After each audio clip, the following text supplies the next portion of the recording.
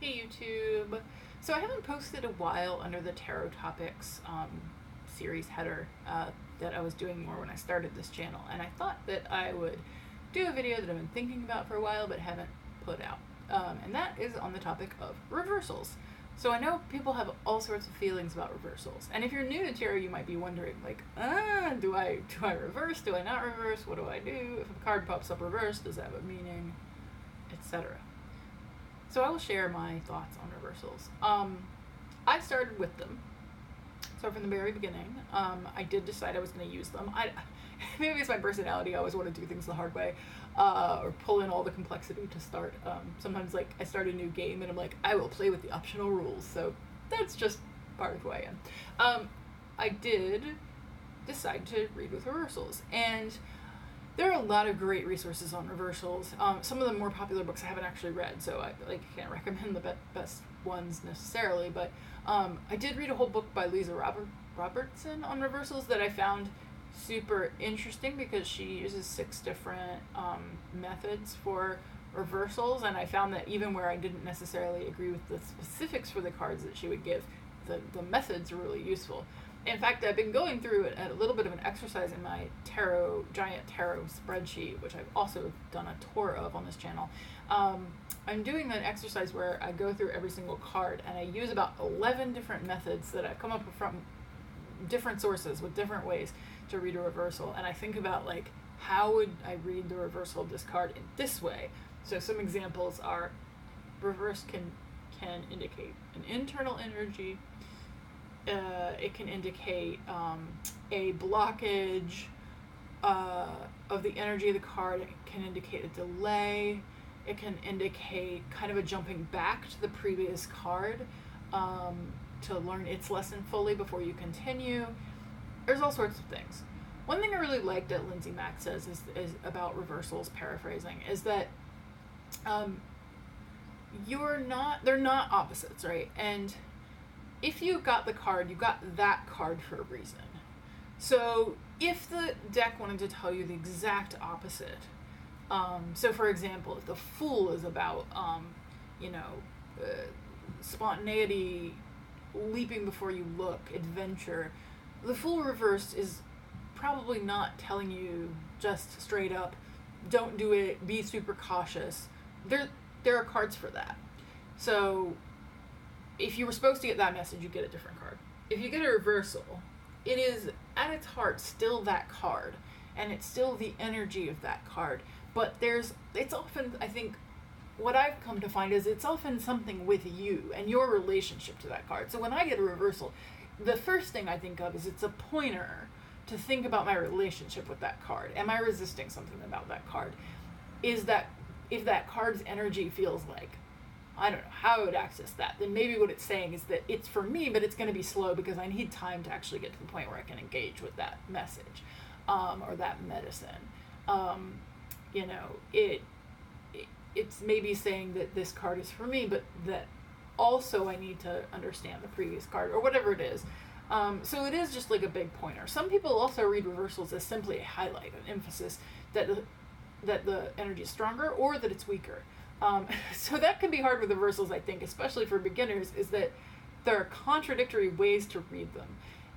And what I like to do is take the entire menu and read intuitively and use the meaning that comes to me in that moment. But it's often an area where I question myself and I question my intuition in tarot reading because there are so many options. Did I pick the right one? It feels like, I try to pay attention to the positions and other cards, but it's like, I don't know.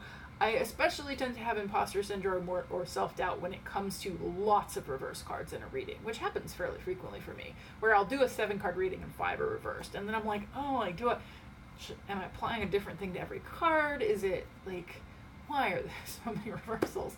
Should I look more at the uprights because they're rare? So it is an area where I can have trouble accessing my intuition. Which is why I sometimes find it relief to not read with reversals. So when I get a deck now that doesn't have reversible backs, so in other words, the image on the back of the card is not symmetrical, then I will often just use that as an invitation to read everything upright. And if a card happens to pop in reversed, that's the other thing. If you didn't intentionally shuffle it with reversal, so you didn't flip cards around as you were shuffling, then I tend to think that a reversal is important if it accidentally falls into the deck. I paused a minute there because I just had this flash of dream I had last night, and now I feel like maybe it was an invitation to share it with you. I had a flash where I had a really small tarot deck that somebody had handed me. It was like white backgrounds with kind of sketchy pencil images and black edging. I don't know why I remember this so specifically. And it was tiny. And they were saying to me that I should riffle shuffle it. And I was like, I don't riffle shuffle normally. I overhand shuffle. I was having trouble with the cards overhand shuffling. And I was saying something in the dream about how it was because they were small, although I don't think that actually makes it harder in real life. And they were like, oh, you should riffle shuffle. I riffle shuffle. And I was like, oh, if I can riffle shuffle, this will be way easier. And I felt like weirdly freed in the dream by the invitation to riffle shuffle, because I am better at that kind of shuffling. And then I dropped a bunch of cards and lost some of them. So what that means, I do not know, but it's interesting. So I'm randomly sharing it with you now as we're talking about shuffling. So maybe it's just, maybe the message is, maybe that came into my mind at this moment because it is an invitation to shuffle as you will.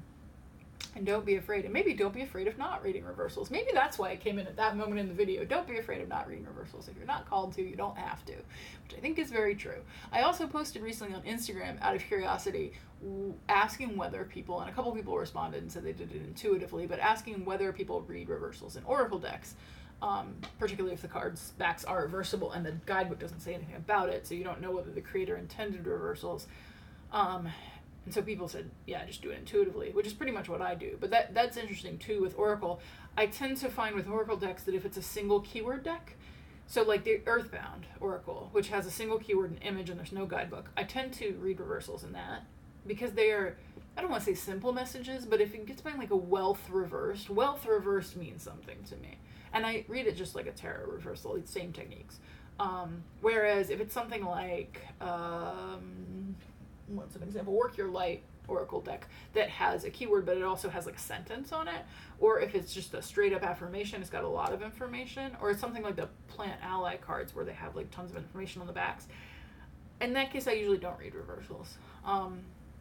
So yeah, that's just a little bit of rambling for this tarot topic, but please leave a comment below if you have thoughts about reversals or questions. And don't forget to like and subscribe and let me know if there are any tarot topics that you would particularly like me to cover in the future.